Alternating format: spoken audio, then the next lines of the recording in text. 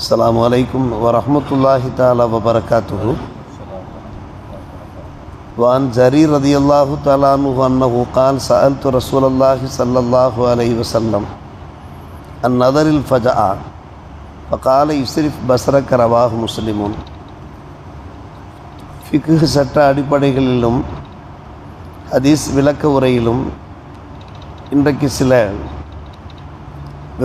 விளக்கங்கள் கிடைக்கின்றன.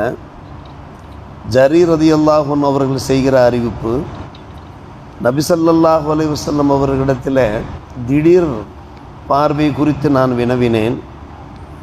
நீ உம்முடைய பார்வையை திருப்பிக் கொள்வீராக என்று நபிகள் நாயகம் ஸல்லல்லாஹு அலைஹி வஸல்லம் அவர்கள் பதில் உரைத்தார்கள். அந்நிய பெண்மணிகள் நம்மை கடந்து செல்கிறார்கள். அந்த நேரத்தில் நம்முடைய பார்வை அவர்களை நோக்கி செல்கிறது. அது சம்பந்தப்பட்ட விவரத்தை கேட்கிறார்கள் ஜரீர் ரலியல்லாஹு அன்ஹு அவர்கள். முதல் பார்வையிலேயே உங்களுடைய பார்வையை திருப்பிக் கொள்ளுங்கள் என்கிறார்கள். தொடர்ந்து அந்த பெண்களை நீங்கள் பார்க்க வேண்டாம்.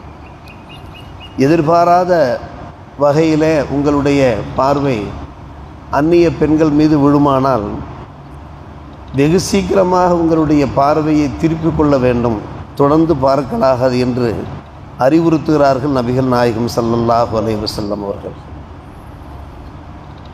மனிதர்கள் விபச்சாரத்திலே ஈடுபடுகிறார்கள். மக்கள் நடைமுறையிலே விபச்சாரம் பற்றி விளக்கம் தெரிந்திருக்கிறது. ஆனால் அது மட்டுமல்ல, அது அல்லாத சில பாவங்களும் இருக்கின்றன. பெருமானார் ரசூலே கரீம் ஸல்லல்லாஹு அலைஹி அவர்கள் அது சம்பந்தமாக நமக்கு எடுத்துரைக்கிறார்கள்.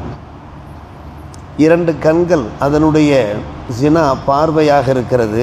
2 காதுகள் அதனுடைய ஜினா கெட்ட விஷயங்களை கேட்பதாக இருக்கிறது. நாவு அதனுடைய ஜினா கெட்ட விஷயங்களை பேசுவதாக இருக்கிறது. கை 2 கைகளுடைய ஜினா அதனுடைய விபச்சாரம், தேவையில்லாமல் ஒருவருடைய கையை பிடிப்பதாக இருக்கிறது. கால் அதனுடைய ஜினா அதனுடைய விபச்சாரம், பாவமான செயல்களை நோக்கி எட்டுக்கள் எடுத்து வைப்பதாக இருக்கிறது என்று சொன்ன நபிகள் நாயகம் ஸல்லல்லாஹு அலைஹி அவர்கள் முத்தாய்ப்பாக கடைசியாக கூறுகிறார்கள், மனசு ஆசைப்படுகிறது. தேவையில்லாத ஒன்றை, அடுக்காத ஒன்றை அடைய மனசு ஆசைப்படுகிறது. கடைசியாக மர்மஸ்தானம் அதை உண்மைப்படுத்திக் கொள்கிறது அல்லது பொய்யாக்குகிறது. எனவே கவனமாக இருக்க வேண்டும் என்று நபிகள் நாயகம் ஸல்லல்லாஹு அலைஹி அவர்கள் நமக்கு அறிவுறுத்துகிறார். ஒரு மனிதன் தகாத உறவிலே ஈடுபடுகிறான் என்றால் அதற்கு முன்னாலே இது போன்ற சில சில்மிஷங்கள் இருக்கும். இந்த சில்மிஷங்களிலிருந்து ஒருவன் கண்டிப்பாக தவிர்ந்து கொண்டாக வேண்டும் என்கிறார்கள். பார்வையை தாழ்த்த வேண்டும்.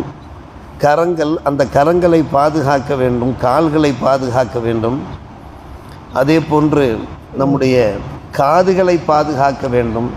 ஆபாச பாடங்கள், அபத்தமான பாடல்களை நாம் ஒருபோதும் கேட்கலாகாது. அப்போது நம்முடைய இதயம், நம்முடைய மனம் தூண்டுகிறது, தீயதை செய்யும்படி தூண்டுகிறது. இதற்கெல்லாம் காரணங்களாக நாம் பார்க்கின்ற பார்வை, நாம் கேட்கின்ற ஆபாச பாடல்கள் அமைகின்றன அல்லவா? எனவே தான் இது போன்ற விஷயங்களில் மிகவும் பேணுதலாகவும் உஷாராகவும் இருக்க வேண்டும் என்று நபிகள் நாயகம் ஸல்லல்லாஹு அலைஹி அவர்கள் நமக்கு அறிவுறுத்துகிறார். எல்லாவற்றுக்கும் முதற்கட்டமாக முதன்மையாக திகழக்கூடியது கெட்ட பார்வை தான், தீய பார்வை தான். முதலில் அதிலே மிக கவனமாக எச்சரிக்கையாக இருக்க வேண்டும். நாம் பலமுறை கேட்ட ஒரு விஷயமாக இருக்கும். உம்மு சல்மா ரலியல்லாஹு அன்ஹா அவர்கள் அறிவிப்பு செய்கிறார்கள், நான் பெருமானார் ரசூலே கரீம் ஸல்லல்லாஹு அலைஹி வஸல்லம் அவர்களோடு வீட்டில் இருந்தேன். அப்போது என்னோடு மைமூனா ரலியல்லாஹு அன்ஹா அவர்களும் இருந்தார்கள். அந்த காலகட்டம் எப்போது என்று கேட்டால் ஹிஜாப் ஏவப்பட்ட காலகட்டம், பர்தா முறை அனுஷ்டிக்கப்பட்ட காலகட்டம்.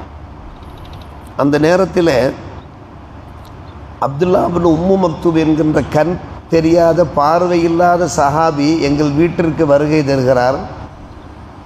அவர்களுடைய துணைவியர்களாகிய எங்கள் இருவரை பார்த்து பெருமானார் ரசூலே கரீம் ஸல்லல்லாஹு அலைஹி அவர்கள் சொன்னார்கள், நீங்கள் திரைக்கு பின்னால் சென்று விடுங்கள் என்று சொன்னார்கள். அவர் வந்து கொண்டிருக்கிறார், வீட்டை நெருங்கி கொண்டிருக்கிறார், வீட்டுக்குள் பிரவேசிக்கப் போகிறார். நீங்கள் இருவரும் திரைக்கு பின்னால் சென்று விடுங்கள் என்று சொன்னார்கள். நாங்கள் இருவருமாக சேர்ந்து வினவினோம், யா ரசூலல்லாஹ் அலைஸ ஹுவ ஆமா, அவர் கண் தெரியாதவர் தானே, பார்வையற்றவர் தானே என்று நாங்கள் கேட்டோம். எங்களை அவர்கள் பார்க்க போவதில்லையே.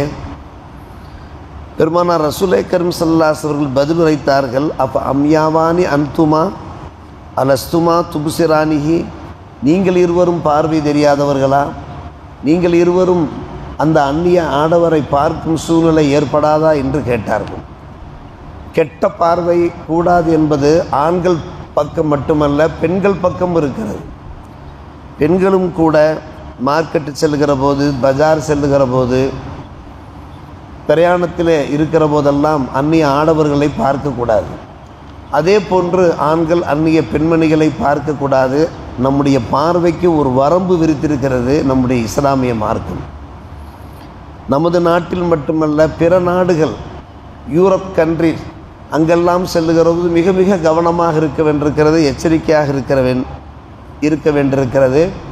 அரைகுறை ஆடைகளோடு சில ஆண்களும் திரிகிறார்கள், பெண்களும் திரிகிறார்கள். பார்வைகளை கவர்கிற முறையிலே, வசீகரிக்கிற முறையில் மிக மிக கவனமாக இருக்க வேண்டும். இதன் காரணமாக நம்முடைய வாழ்க்கையை நரகமாக ஆக்கி கொள்ளக்கூடாது. நம்முடைய குடும்ப வாழ்க்கையை நாம் நரகமாக ஆக்கி கொள்ளக்கூடாது. பெருமானார் ரசூலே கரீம் ஸல்லல்லாஹு அலைஹி அவர்கள் அன்றைக்கே நமக்கு எந்த அளவுக்கு அறிவுறுத்தியிருக்கிறார்கள் என்பதை பாருங்கள். ஆம், நம்முடைய குடும்பங்களிலே மிக கவனமாக இருக்க வேண்டியிருக்கிறது. ஒரு முறை பெருமானார் ரசூலே கரீம் ஸல்லல்லாஹு அலைஹி அவர்கள் சொன்னார்கள், பெண்கள் இருக்கின்ற இடத்துல, பெண்கள் மட்டும் இருக்கிற இடத்துல நீங்கள் உள்ளே செல்லாதீர்கள் என்றார்கள். ஈயாக்கும் வத்துஃபூல் அல நிசா. அப்போது ஒருவர் கேள்வி கேட்டார், யார சொல்ல ஹம்மு சம்பந்தமாக என்ன விளக்கும் என்றார்கள். அல் ஹம்மு என்றால் அல் மௌத்தி என்பது பொருளாகும், மரணம் என்பது பொருளாகும். அப்படியானால் அதற்கான வியாக்கியானம் என்னவென்று கேட்டால், அந்த ஹம்முவுக்கு டிக்ஷனரியில் காணப்படுகிற ஒரு விஷயம் கரீபு ஜவுத், கணவனுடைய உறவினர்கள். கணவனின் உறவினர்கள் என்றால் கணவனுடைய சகோதரராக இருக்கலாம், சகோதரனின் மகனாக இருக்கலாம், அல்லது சின்னத்தா பெரியத்தா மக்களாக இருக்கலாம். இவர்கள் தான் ஹம்மு என்பார்கள். உங்களுடைய கணவனுடைய சகோதரர் தானே, அவருடைய மகன் தானே, சச்சாவுடைய மகன் தானே என்று நீங்கள் என்ன செய்யாதீர்கள். பெண்களை பார்த்து பேசுகிறார்கள், நீங்கள் அவர்கள் அருகே செல்லாதீர்கள்.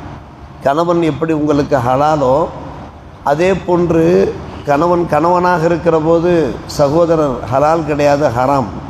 அவருடைய சகோதரர் ஹராம். ஒரு ஹராமான ஒருவருக்கு பக்கத்திலே நாம் செல்லலாமா? அது வேறு வகையான தீய எண்ணங்களை உருவாக்கி விடும் அல்லவா? நம்முடைய குடும்பங்களிலே மிக கவனமாக இருக்க வேண்டியிருக்கிறது. ஆண்களும் சரி, பெண்களும் சரி.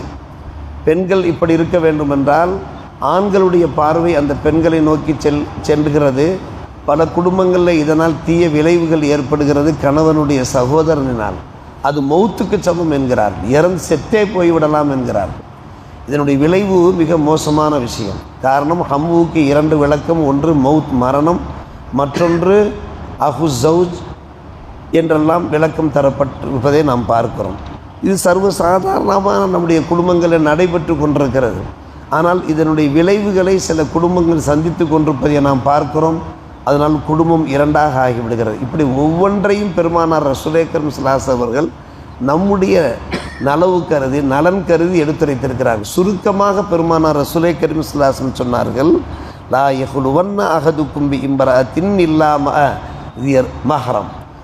ஒரு ஆண் இன்னொரு அந்நிய பெண்ணோடு தனித்திருக்கலாகாது, சேர்ந்திருக்கலாகாது, ஒரு மகரமுடனே தவிர என்று சொன்னார்கள். நான் ஒரு பெண்ணை ஒரு பெண்ணிடத்தில் பேச வேண்டிய ஒரு நிர்பந்தம் ஏற்படுகிறது. நிர்பந்தம் இருந்தால்தான் ஒரு அந்நிய பெண்ணிடத்தில் பேச வேண்டும். அப்படி ஒரு நிர்பந்தம் ஏற்படுமானால் அந்த பெண்ணோடு அந்த பெண்ணின் தந்தை இருக்க வேண்டும், அந்த பெண்ணுடைய சகோதரர் இருக்க வேண்டும். அவர்களெல்லாம் மகரமுகளாக இருக்கிறார்கள். சின்னத்தா பெரியத்தா போன்றவர்களெல்லாம் மகரமுகள்.